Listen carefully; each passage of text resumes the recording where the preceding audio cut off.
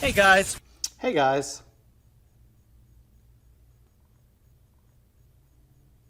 Hey guys. Hey guys. Hey guys. Hey guys. Hey Tim. Hey guys. Hey guys. Hey guys. Hey guys. Hey guys. Hey guys. Hey guys. Hey guys. Hey guys. Hey guys. Hey guys. Hey guys. Hey guys. Hey guys. Hey guys. Hey guys.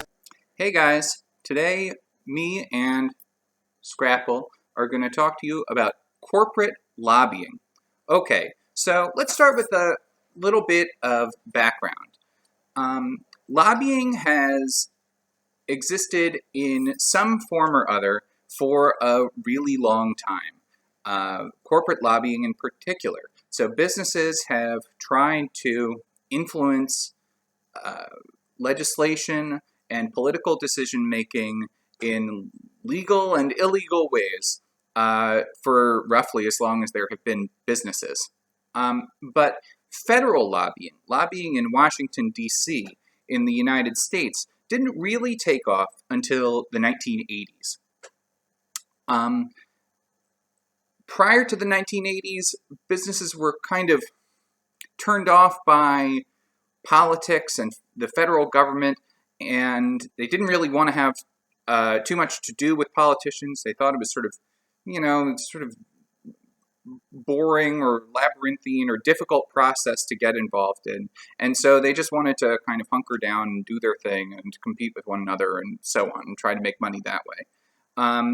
But in the 80s, that really changed, largely in response, so I'm told by historians, to a wave of uh, regulatory measures that were passed in the 60s and 70s. So businesses found themselves in a regulatory environment in the late 70s, which was not as hospitable as it had been in the 50s. So all of a sudden they were dealing with anti-discrimination legislation and safety regulations and so on, which they hadn't had to deal with previously. And so there was a backlash. So the businesses started to lobby the federal government more aggressively to pass legislation that would be favorable to them, that would help them uh, uh, make profit.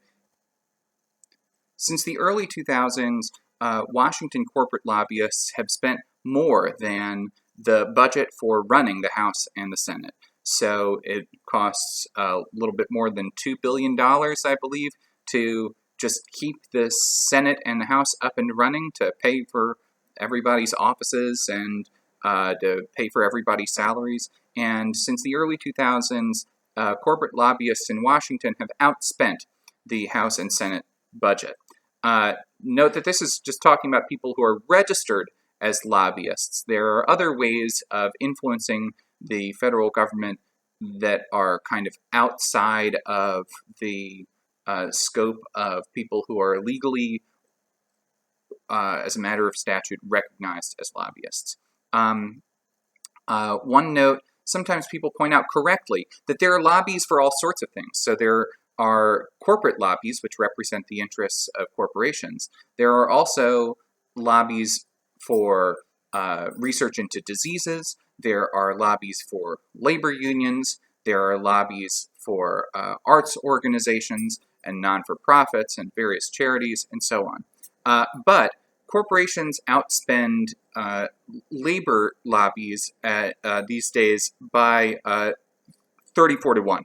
So corporate lobbyists have a lot more money at their disposal than lobbies for other sorts of organizations. Let's talk a little bit about the different types of ways that corporations can lobby governments, both the federal government and state and local governments. So in the Bill Moyers video, which you watched about ALEC, about the American Legislative Exchange Council, they talked a bit about ALEC writing or co-writing pieces of model legislation with sort of blanks that you would fill in that would be kind of copied and pasted in state governments around the United States. So stand your ground laws are one example of this. So laws that at least nominally give people the right to for example, shoot trespassers on their property. These pieces of legislation are very, very similar from one state to the next, and they were promulgated by ALEC. So writing and co-writing model legislation is one way that you could lobby a government. In-person meetings is another way you could lobby the government. So it's very hard for you or me to get a meeting with in face-to-face with a politician in city or state government, let alone federal government. Lobbyists have been very successful in getting these meetings. So they just very literally have more access to politicians than other people do. Lobbyists can circulate white papers and policy recommendations. So if a lobbying group has some opinion about a matter of public policy or a social or political problem, they can write a kind of essay and describing the problem as they see it or their preferred solutions and circulate it among lawmakers. They can also influence court decisions by filing what are called amicus briefs, friend of the court briefs. So if a court is ruling on a matter of concern to some industry, then the industry group can write an amicus brief, sort of putting in their 2 cents, informing, as they see it, the court about what their stake in the decision is and how they think the decision should be made. They can recommend members for regulatory and policymaking agencies. In one example, the dietary guidelines, which were being revised by the Trump administration, lobbyists working for the various like junk food industries, snack industries, lobbied to get people who are friendly to their views, or members of the lobby themselves, or members of the industry themselves, onto those regulatory agencies, those decision-making bodies that would determine the new dietary guidelines. Lobbyists can give money directly to people's political campaigns. They can also contribute indirectly to political campaigns through political action committees. So you might have an organization which is nominally a charitable organization or some sort of nominally disconnected from some political campaign, but all they do is run ads in support of one candidate or attacking another candidate. You can also have other forms of indirect donation to a politician. So you might not give them money, but you might pay for their travel expenses to a conference. You might host the conference itself and make it really pleasant to go to. Put it in Malibu and give everybody nice cocktails. You might donate money to a charity favored by a politician. Okay, so there are other ways of kind of indirectly donating to politicians and the things that they care about. Lastly, in the other piece that you read, or the piece that you read rather than the Moyers piece which you watched, there's the revolving door.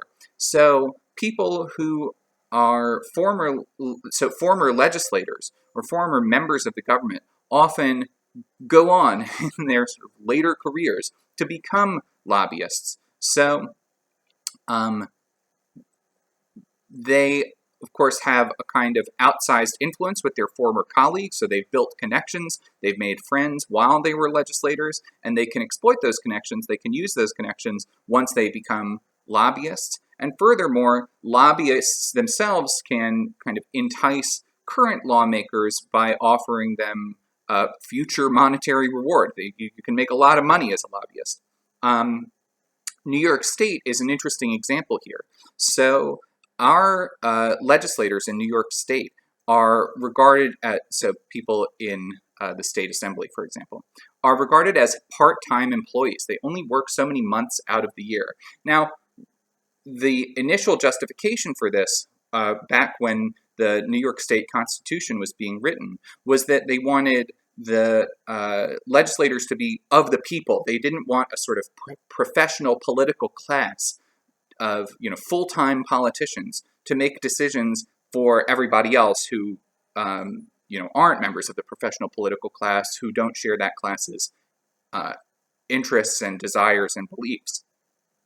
But one consequence of this is that since really, well, on the one hand, really being a member of the state assembly kind of is a full-time job, even if you're only up in Albany or working on the clock so many hours out of the year. It really does take a lot of work to write and debate and laws in New York State and make rules and regulations governing activity in New York State. So, it kind of is of necessity a full-time job, given the kind of scope of the budget of New York State and the range of services that the state provides for its citizens. Second, but I mentioned this in the context of the revolving door, because the members of the legislature can be in the legislature and work for private industry at the same time. So one famous case of this was Sheldon Silver, who was from 1994 until 2015 the Speaker of the State Assembly, or the head of the State Assembly, and he worked as a lawyer during this time. So his clients at his law firm, it was sort of a no-show job. He didn't really do much of anything for this law firm, but his clients, who paid for access to Sheldon Silver, had a stake in how legislation was written and passed in state government. So on the one hand, this guy is, by day, meeting with these clients at his law firm, and by night, drafting legislation which is in a position to affect those clients. We'll talk about conflicts of interest next time, but this seems to me to be a pretty clear example of a conflict of interest. Sheldon Silver was serving two masters. He was serving his clients at the law firm and also serving his constituents in his assembly district. And, he wound up being convicted of crimes for it. I mean, I can't remember whether he was ultimately pardoned or won on appeal, but I believe he spent some time in jail.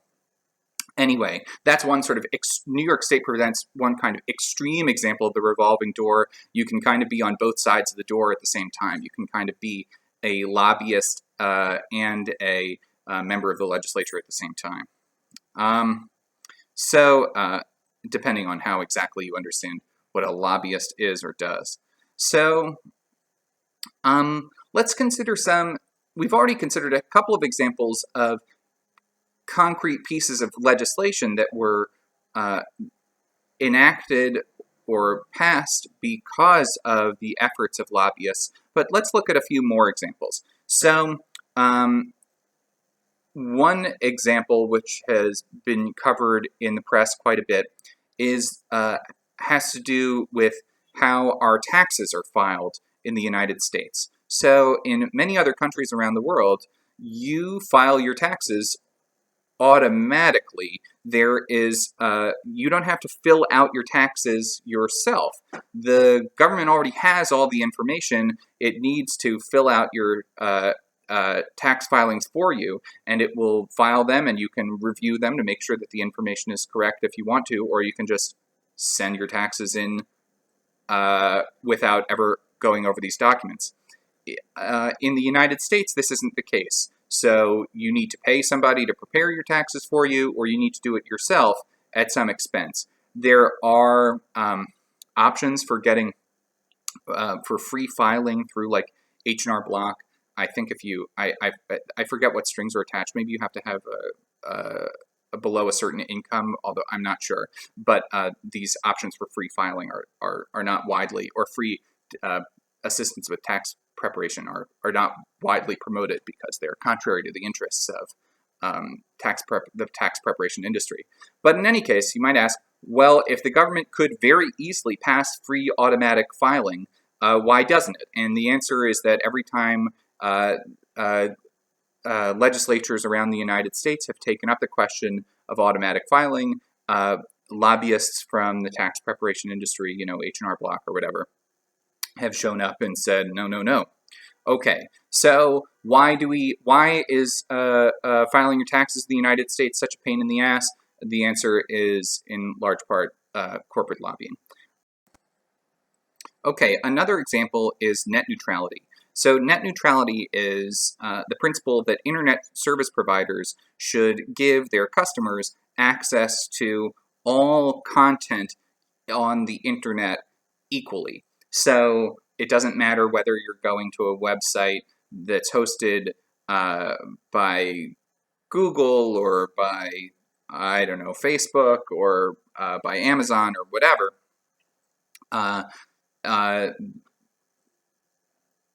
Files of equal size, websites that are sending you equal amounts of information should download to your computer equally quickly. That's the principle of net neutrality. Internet service providers have or lobbied for a long time to repeal net neutrality. And that is because if they are able to give some websites preferential access to, or excuse me, if they're able to give their customers preferential access to some websites, then they have an additional source of revenue. So they could say, hey, Netflix, unless you pay us a certain amount of money, so that it will make it really hard for your customers to access Netflix. Or if there's some competitor of Netflix, or if it's Facebook or Instagram or whatever. It's a new source of revenue for internet service providers. Now all of a sudden they don't just get to charge their customers, they also get to charge websites or web content creators or whatever it is. So net neutrality was a very popular principle, but it was repealed in large part because of the efforts of the telecommunications lobby, lobbyists representing internet service providers. Another example would be the pharmaceutical industry lobbying so that the government agencies running Medicare and Medicaid don't get to bargain over prescription drug prices. So Medicare and Medicaid are government-run health insurance programs, which are some of the main purchasers of prescription drugs in the United States. So usually when you have some entity with a lot of purchasing power, it's able to negotiate over the prices of what it's purchasing.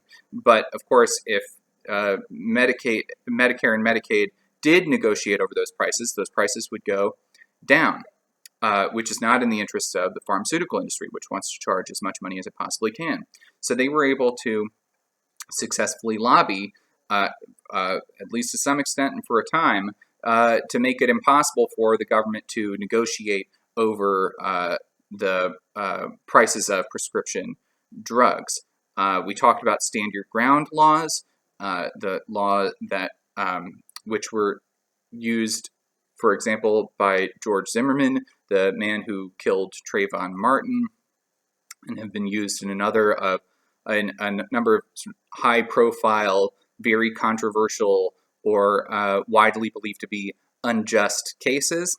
I just finished reading an article. I'll share a link in the video that has a discussion of what's called the Asbestos Transparency Act. And you might think the Asbestos Transparency Act is about making it transparent where asbestos, which is a dangerous chemical which was used to in heating and insulation purposes in construction for many years. You might think that the Asbestos Transparency Act is about making it transparent where asbestos is located. That is not what the Asbestos Transparency Act does. What the Asbestos Transparency Act does, which is a piece of model legislation which was copied and pasted, supported by ALEC, and similar lobbying groups representing the insurance industry and asbestos manufacturers. The Asbestos Transparency Act makes it harder for people who are victims of asbestos poisoning to sue the manufacturers of the asbestos that poisoned them. So, there's often this tendency for these pieces of model legislation to have misleading, frankly, sometimes dystopian names. Another example from this article was the HOPE Act, which was not about giving people hope, but about making it harder for people to get food stamps. Okay, not a very hopeful thing. One possible consequence, or one partial consequence of corporate lobbying might be that the interests of very wealthy people, people in upper management corporations, for example, are better represented in legislatures around the United States than the interests of non-wealthy people. There's a lot of interesting social science here about just how much the interests of the wealthy are overrepresented in legislatures. There's one interesting wrinkle here, which is that even if the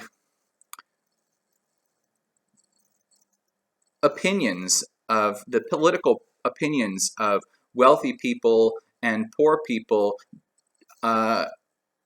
converge on some issue, even if poor people and wealthy people on average tend to agree about some matter of public policy, that might be because of some kind of public relations campaign in defense of that policy.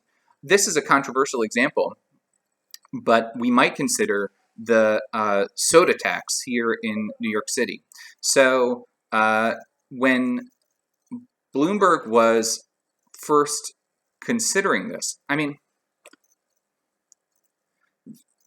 reasonable people can disagree about this to some extent, but a tax on very large quantities of soda, people buying, big gulps and stuff like that, is pretty frankly, straightforwardly in the interests of everybody.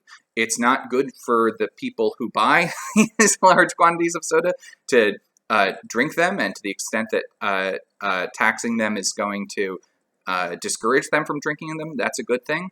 And even if you don't drink these large quantities of soda, you have to pay for people who do drink lots of soda because you share health insurance plans with them. So when other people drink a lot of soda and get diabetes or get other digestive or health problems as a result of high sugar diets, for example, everybody else who shares an insurance plan has to pay for it. And so these sorts of vice taxes, what are called vice taxes, taxes on sort of unhealthy behaviors that end up sort of imposing negative externalities on other people.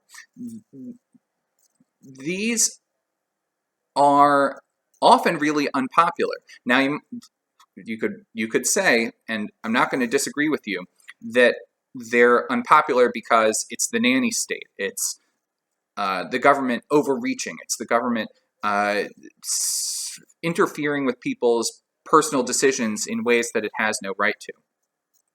Okay, fair enough. I'm not going to disagree with you there. But one reason why the soda taxes became so unpopular is because the soda industry spent a lot of fucking money on advertising to convince people that these soda taxes are bad for you.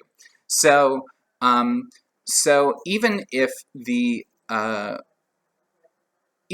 soda taxes are really unpopular, that's not necessarily because there's a kind of organic or authentic or pre-theoretical or natural agreement between consumers and corporations, or between working people and corporations. That agreement might be the product of lobbying. Okay. Now, maybe it's been implicit in, or it's obvious to you, why these forms of corporate lobbying, or some of these forms of corporate lobbying that we've discussed, would be harmful or morally questionable. But there are some very reasonable defenses of these things. On the one hand, you could say that lobbying is a free speech issue, and corporations have free speech. They're allowed to tell legislators what they want, what is or isn't in their interest. You might think that this is a matter of sort of the marketplace of ideas.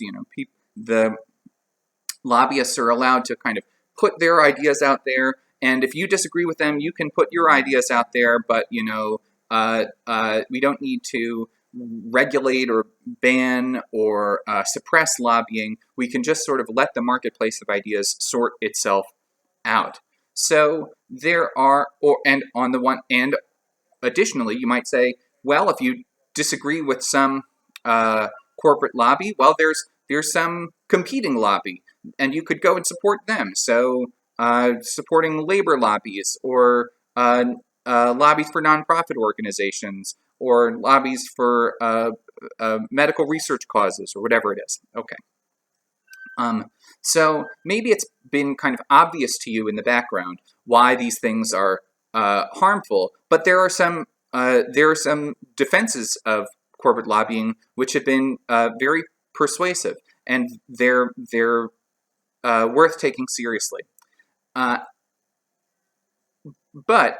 if we want to consider at least some possible harms that could result from corporate lobbying, we might try sort of applying the different theories that we've considered so far to these cases. So I want to say just a little bit about how rights-based theories, utilitarianism, Rawls, and Anderson's egalitarianism would apply to questions to do with corporate lobbying. Sometimes these applications will be straightforward, sometimes not so much. So from a rights-based, on the one hand, we might worry that the harm from corporate lobbying has to do with minority rule by corporation, right?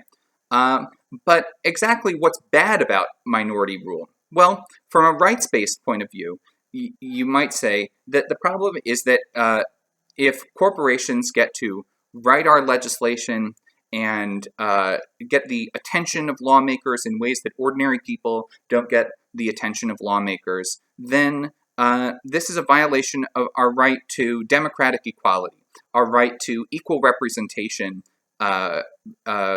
before the law, our right to something like one person, one vote, right?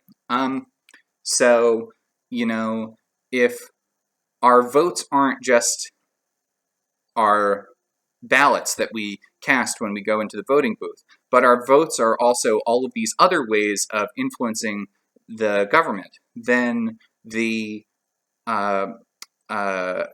various forms of corporate lobbying enable corporate interests to vote more than once, to vote in ways that ordinary people can't. And so you might think this is a violation of our rights for those reasons. But as we talked about when we talked about rights-based theories, rights have a way of coming into conflict with one another. So on the one hand, yeah, it's if you believe in a right to equal representation before the law, or a right to one person, one vote, depending on how you interpret that right, corporate lobbying might be a violation of that right. On the other hand, if you also believe in a right to free speech, and you believe either, as the Supreme Court decision Citizens United has it, that money is speech, or just for the limited forms of lobbying, say, speaking with legislators and circulating policy proposals and writing model legislation that don't involve money directly in this way, um, th- then you could say, well, corporations have free speech rights, and well, we've just got a conflict between these two rights: rights to one person, one vote, or rights to a democratic government, and rights to free speech. So, this is, a kind of recurring problem, I think, with rights-based approaches to moral questions, which is that rights have a way of coming into conflict with one another. So, from a utilitarian point of view, though, you might understand the harm of minority rule in terms of having some people's interests overrepresented. I'd say the interests of ordinary people and the interests of corporations are different. When I get asbestos poisoning from living in some old apartment or something like that, what would be best for me is to be able to seek some redress from the manufacturers of that asbestos. And what would be best for the manufacturers of that asbestos is to not give me any money at all, right? So we have conflicting interests. And in a society that permits or enables corporate lobbying in the ways that the United States does these days, there are one of those interests is going to be sort of better respected than others. So to the extent that utilitarianism requires everybody's interests to be taken equally seriously, everybody's happiness matters just as much as everybody else's, and these corporate lobbying practices lead to a society in which the interests of a minority are given more weight and respected more and protected better than the interests of everybody else, then that's a problem. And, I'll put my cards on the table again. I'm a utilitarian. I think this is the right explanation to a great extent of what's what's harmful or dangerous or wrong about corporate lobbying. Okay. There is another possible harm has to do with a lack of transparency or accountability. So one of the points that we discussed briefly when we were talking about Rawls, but that wasn't quite the focus or center of our discussion, was the idea that it's important that laws be public, that it be a matter of public record what the law is. That if there was, so one example that we discussed in one class was a series of judicial decisions which have made it the case that when you're being interrogated by the police, you have to say a very specific string of words in order to request a lawyer. So, for example, you can't just say something like, when is my lawyer going to get here? Or I'm not going to say anything more until you get me a lawyer. Those things don't count as requests for lawyers. You have to say something like, I want a lawyer, or get me a lawyer, something like that.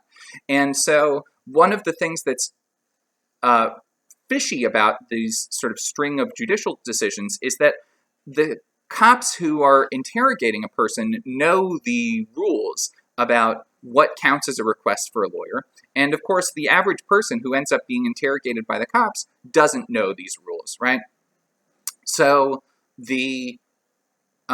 so one way of explaining what's so sort of fishy about this is that if there are rules to the game, legally recognized rules to the game of how you interact with cops in police interrogations, then these rules need to be equally known to all of the parties to the interrogation, to everybody involved, okay? Or to take a sort of silly or toy example, suppose that it was illegal to buy,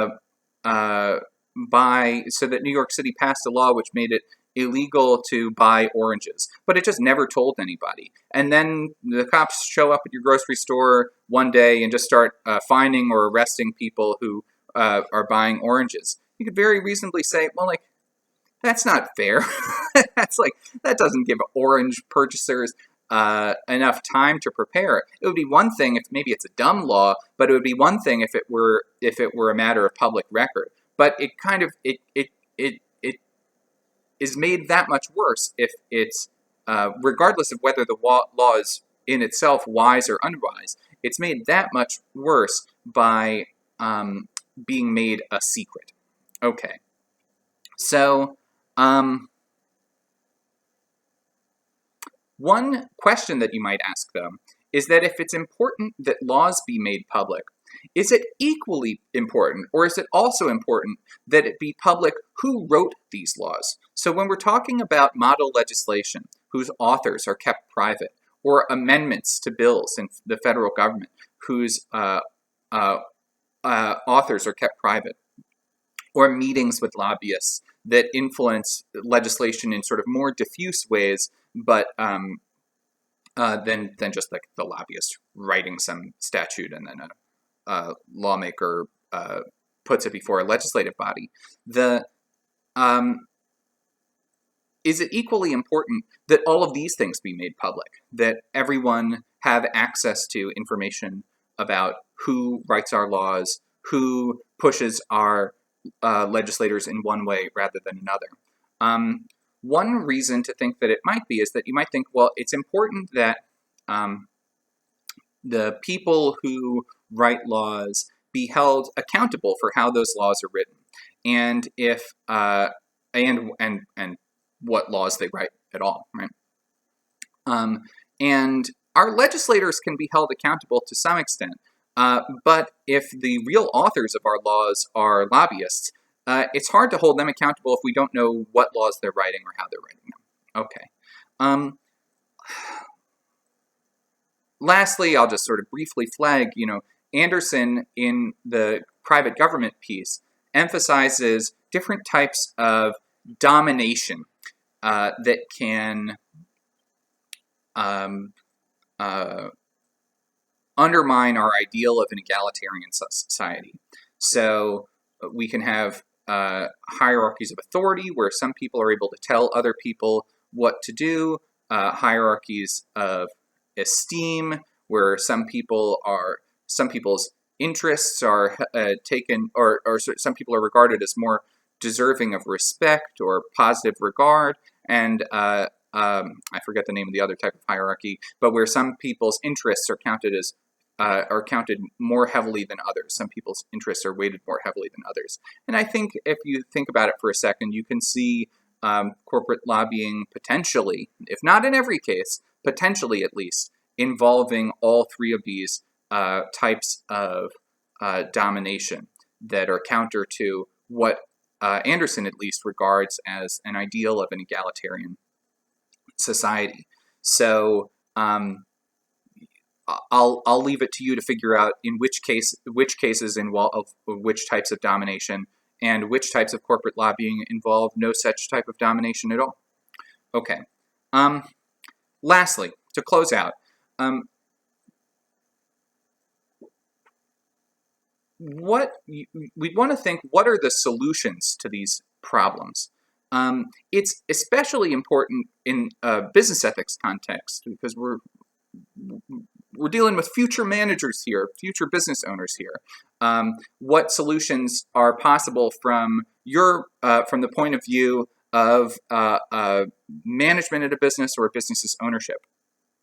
And I think the individual solution, the solution for each individual manager or each individual owner, is to just be aware of the moral problems that lobbying creates and to try to avoid lobbying to whatever extent you can. But that's not that easy, right? Because if you don't want to be a chump, you don't want to be the only competitor in an industry where everybody else is lobbying for their own best interests, and you're not able to play that game, so you're playing sort of with one hand tied behind your back. So to some extent, really, this is a collective action problem. This is a problem that no one business owner or no one industry group, for that matter, can solve by themselves. So what are some possible solutions to this from a legislative point of view, if not from a kind of individual managerial or business owner point of view? One solution would just be to close the revolving door, to require that people who have ever served as legislators just can't serve as lobbyists in the future. and maybe expanding the definition of who counts as a lobbyist in the process. Now, you might think that this is draconian. You might think that this is excessively harsh because it is too punitive to former legislators. After all, if you work in Congress for a few years, you got to get a job somewhere else. For my part, I don't think it's too punitive. If you don't get a job as a lobbyist, you can get a job, doing literally anything else in the world. Another possible solution is to just outlaw various types of lobbying. So to outlaw model legislation, or to outlaw PACs, political action committees, or to outlaw certain forms of campaign donation. Okay.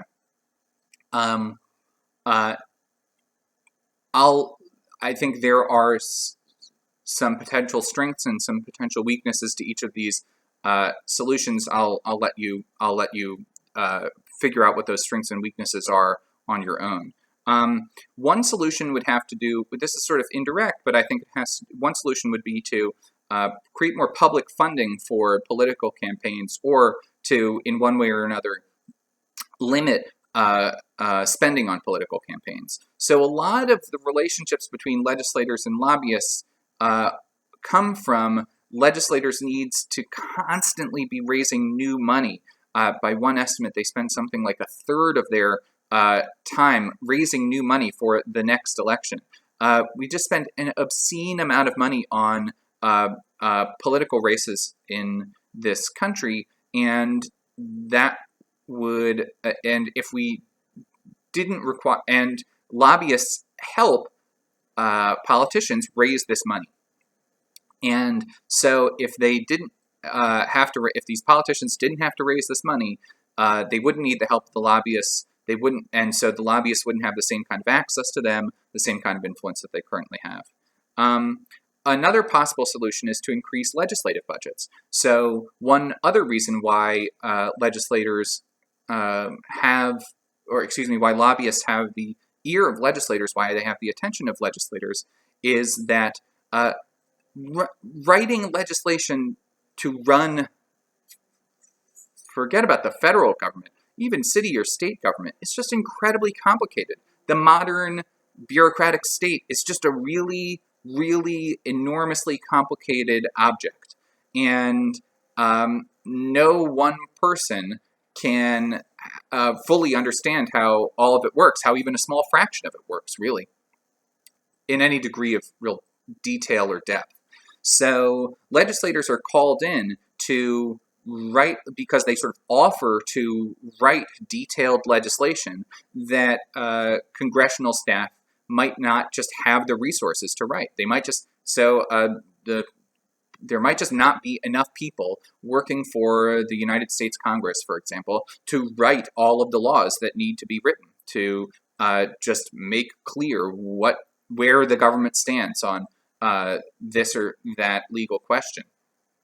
So one possible solution to limiting the role of corporate lobbyists would just be to increase the budgets of legislative offices in state houses around the United States, in municipal governments, and in the federal government. Okay, that's all for our second video. Hope you're still doing well. Hope you're staying home and not coughing on people. And yeah, I'll talk to you next time.